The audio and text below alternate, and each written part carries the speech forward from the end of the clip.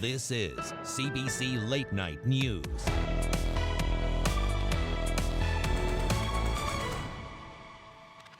Good evening, I'm Maribel Tarouk. It has been a weekend of deadly gun violence in Toronto. Police are investigating after a man was shot and killed in a downtown nightclub early this morning.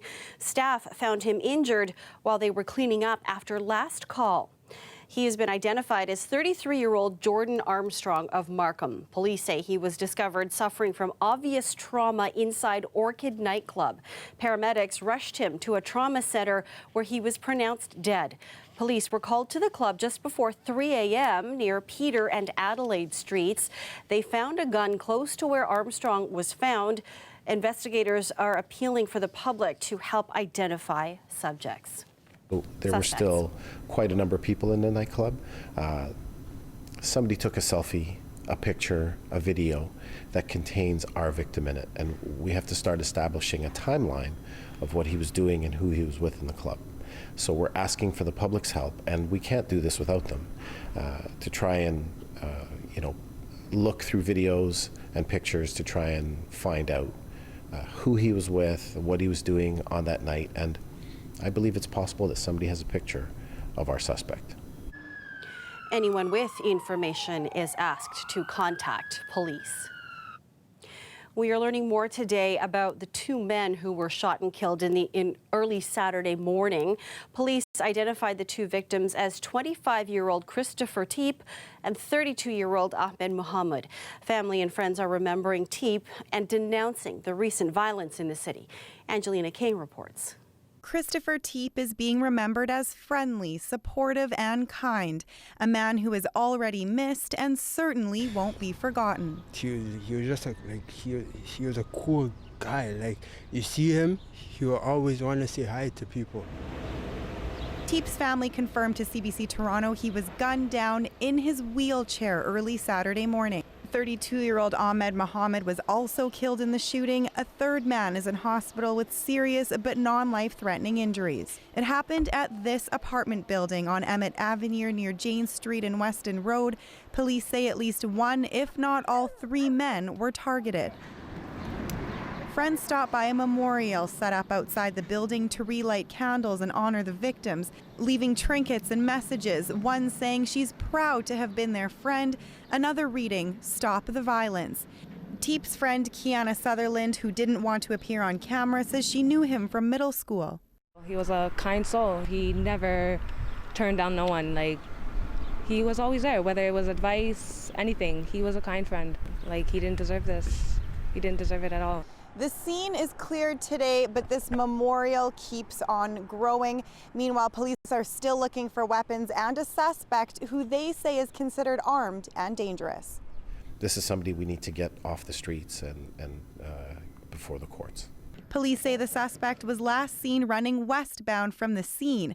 The man is described as being black, 6 feet tall with a muscular build and short dreadlocks about 3 to 4 inches. The public is going to be able to help us with that. Somebody not coming outside with their, with their hair. Somebody that's, takes a long time to grow dreadlocks. Has somebody shaved them recently for no reason. Police are hoping the public can help answer those questions and provide any other information to help with the case. Angelina King, CBC News, Toronto.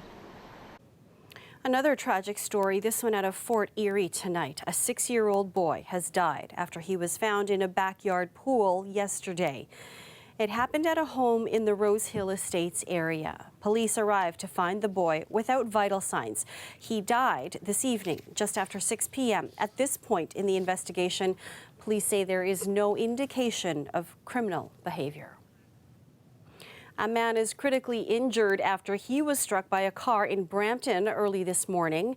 It happened at Kennedy and Vauden at around 3:30 a.m. When officers got to the scene, they found the man in life-threatening condition, and he was rushed to hospital. The driver remained on scene and is cooperating with investigators. Police are asking anyone with information to come forward. Hundreds of demonstrators outside Toronto City Hall this afternoon, standing in solidarity with Sudan. And for many in the city, this hits close to home. I have all my family back in Sudan. It's only me here. I have most of my sisters in Sudan, my mother, and all of these people you see here, they all have families in Sudan. I'm afraid, personally, and we are afraid, but we are doing our best. The rally, organized by the Sudanese Canadian Initiative in support of Sudanese uprising, comes as tens of thousands renewed Sudan's protest movement today in that country's capital, Khartoum. They are demanding an immediate transition from military to civilian government.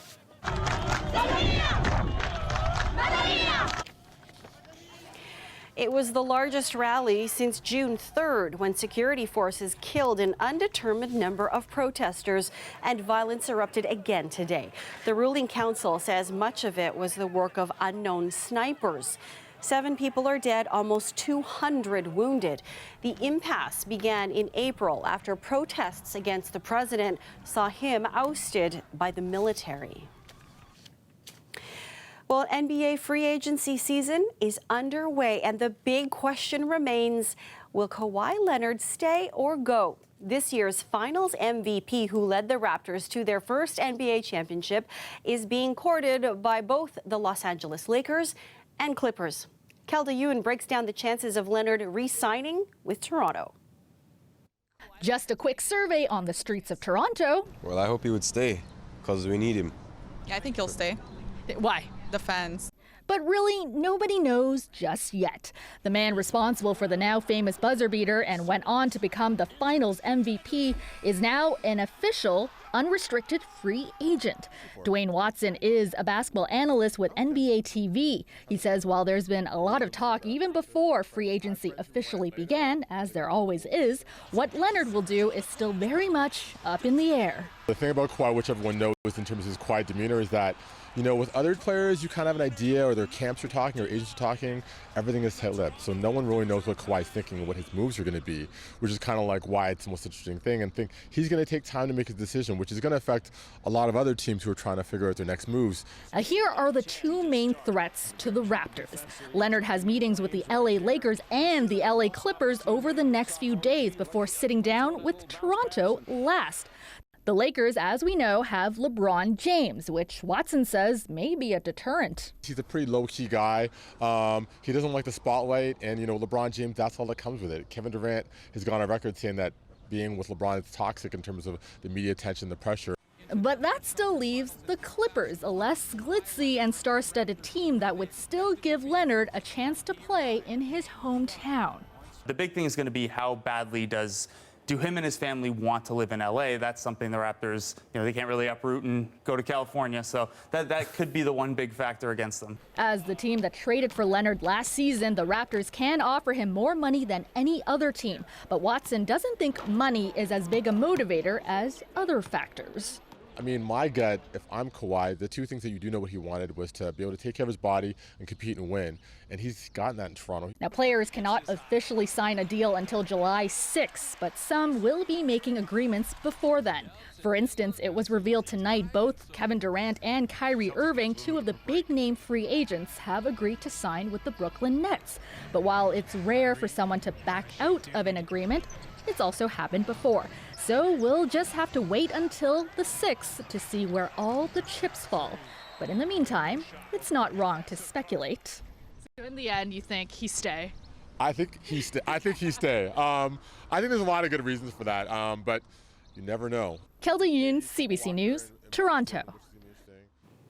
There could also be some movement in the NHL in the coming days as well. Free agency negotiations are also on now. Toronto Maple Leafs fans are watching star winger Mitch Marner, who will become a restricted free agent tomorrow at noon.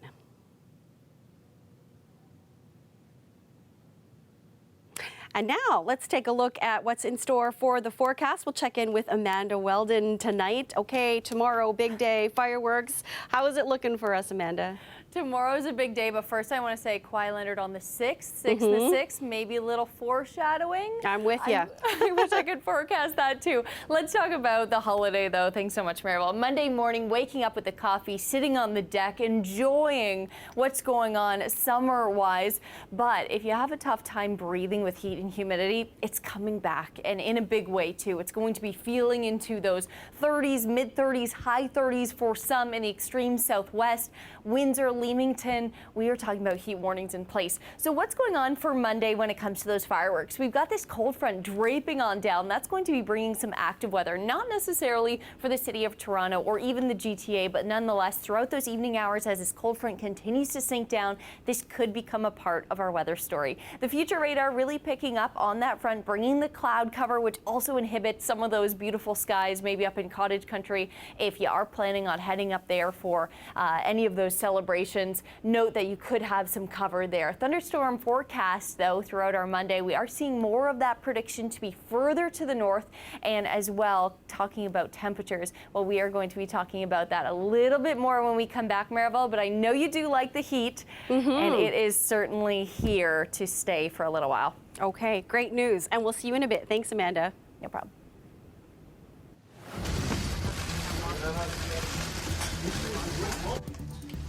A historic walk into North Korea's demilitarized zone. After the break, what happened when Donald Trump became the first sitting U.S. president to walk on North Korean soil?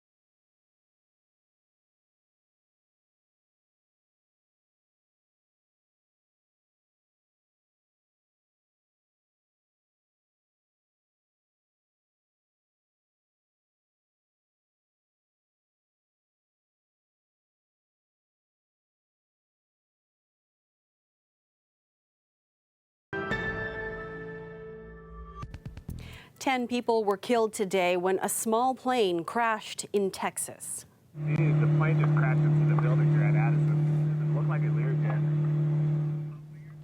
The private plane burst into flames after slamming into an empty hangar minutes after takeoff just north of Dallas. The plane was destroyed by the fire. No one on board survived. An investigation is underway. Donald Trump has become the first sitting U.S. president to enter North Korea. Kim Jong-un took up Trump's invitation to meet. Some observers hope this will restart stalled nuclear talks. But as the CBC's Ellen Morrow reports, others see it as little more than a stunt.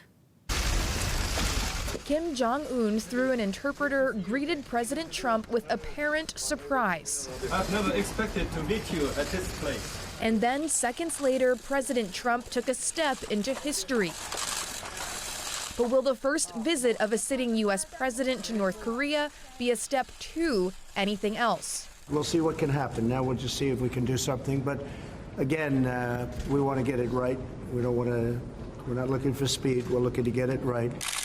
A meeting that normally would have taken months of preparation was seemingly spurred by an impromptu Twitter invite from President Trump. The planning so haphazard, the new White House press secretary pushed North Korean guards aside for U.S. photographers to get through. It's just an honor to be with you. The president seemed eager to see Kim despite 2 previous summits and no plan for North Korea to scrap its nuclear program. This president has raised the profile of a dictator like Kim Jong-un, and now 3 times visited with him unsuccessfully. We haven't gotten anything out of it. And since the last meeting in February, analysts say North Korea has continued work on its nuclear arsenal. Still, the U.S. is hopeful for a turnaround. The president, by getting together with Chairman Kim today, broke through and was able to get us the opportunity to get back to the negotiating table.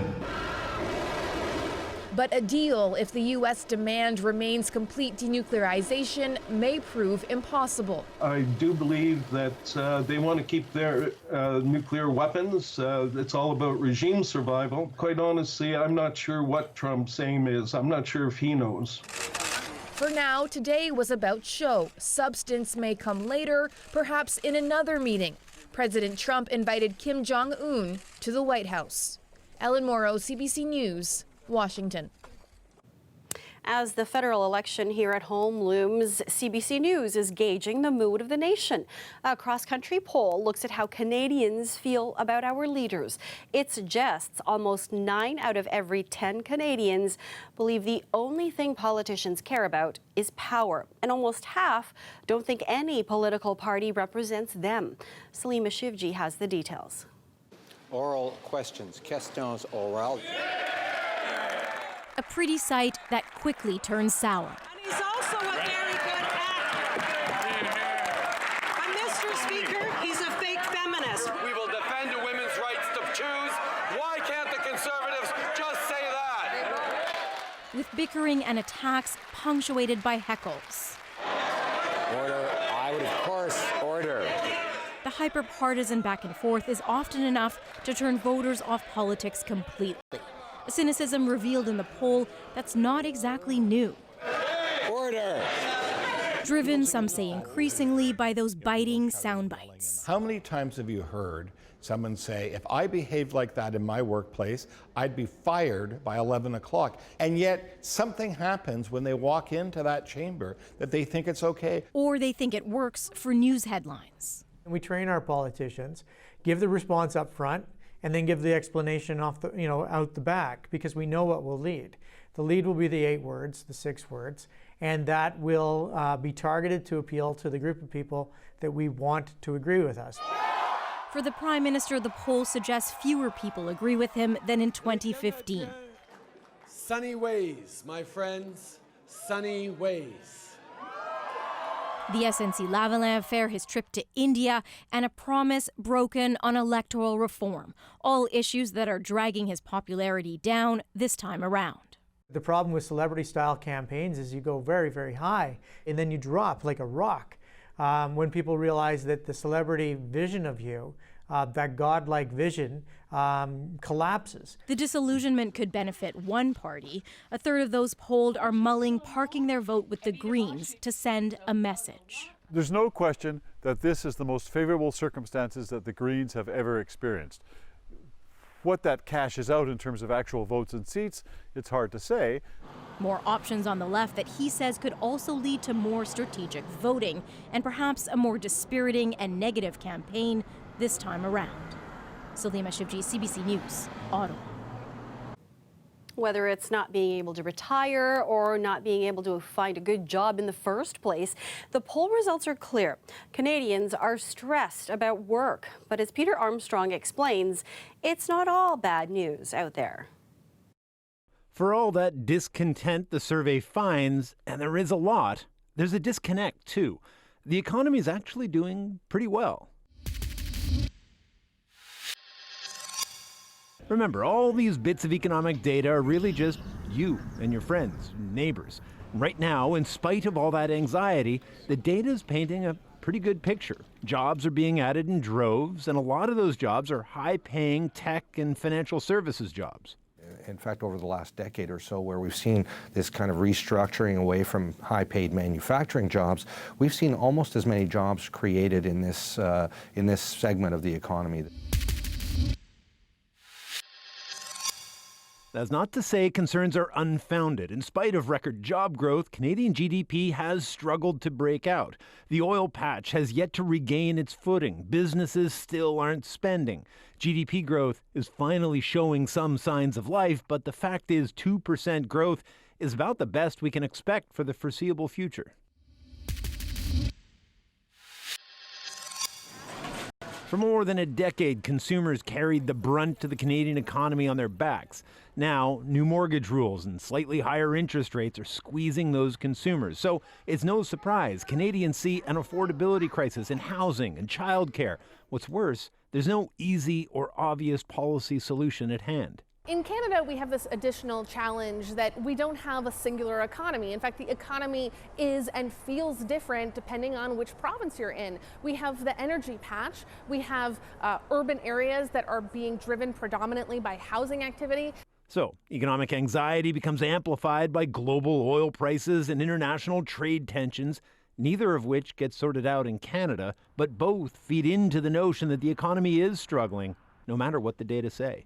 Peter Armstrong, CBC News, Toronto. There's a live look at the Toronto skyline, 18 degrees. Will the beautiful weather we've had all weekend hold up for Canada Day? We'll have your forecast after the break.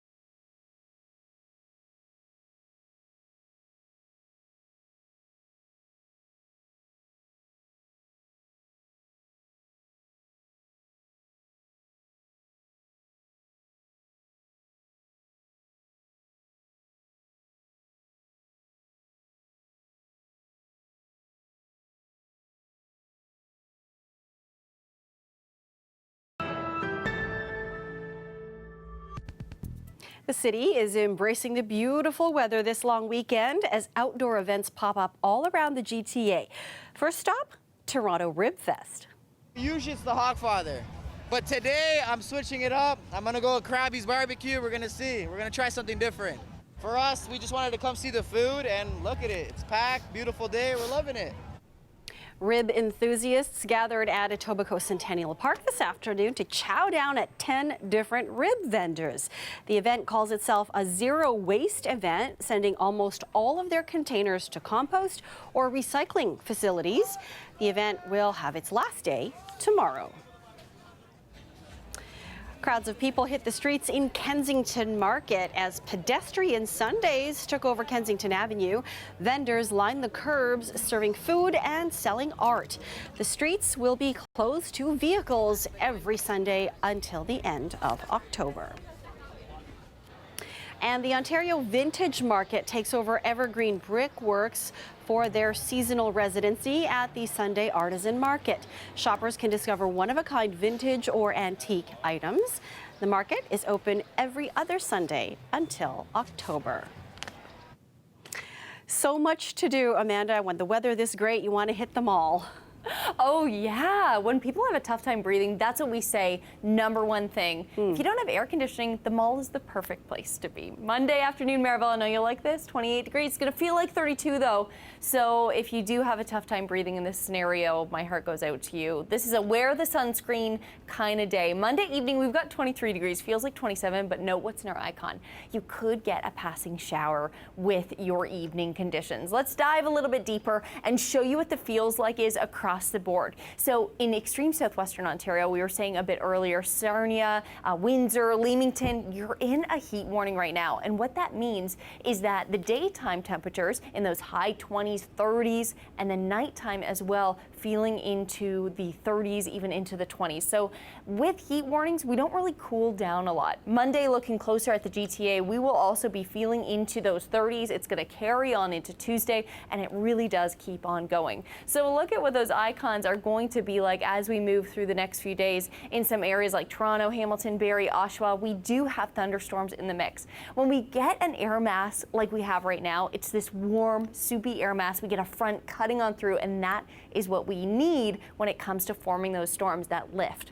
So this is what's going on pretty much widespread for eastern parts of Canada. As you can tell, we definitely do have some of that green stuff in Ontario, which means that thunderstorms could be looming in our future. It's all thanks to that front that will be edging its way on in through those overnight hours as well, Monday through Tuesday, which is why we could see some of those storms, maybe more for Toronto on the Tuesday side of things. So I'm going to leave you just with a quick 7-day forecast. Woo, feeling like 39 on Friday. Yeah, get that air conditioning. Yes, good point. Okay, thanks, Amanda. No problem. And a reminder, Rosemary Barton and Andrew Chang will bring you special coverage of Canada Day festivities from the nation's capital tomorrow. Coverage begins at 11 a.m. right here on CBC television. You can also watch it on CBC TV or online at cbcnews.ca. And that's our show for you tonight. Thank you for watching. You can stay caught up on news anytime on our website, cbcnews.ca. Here's a look at Parliament Hill tonight, just half an hour to go before Canada turns 152. Happy Canada Day, everyone.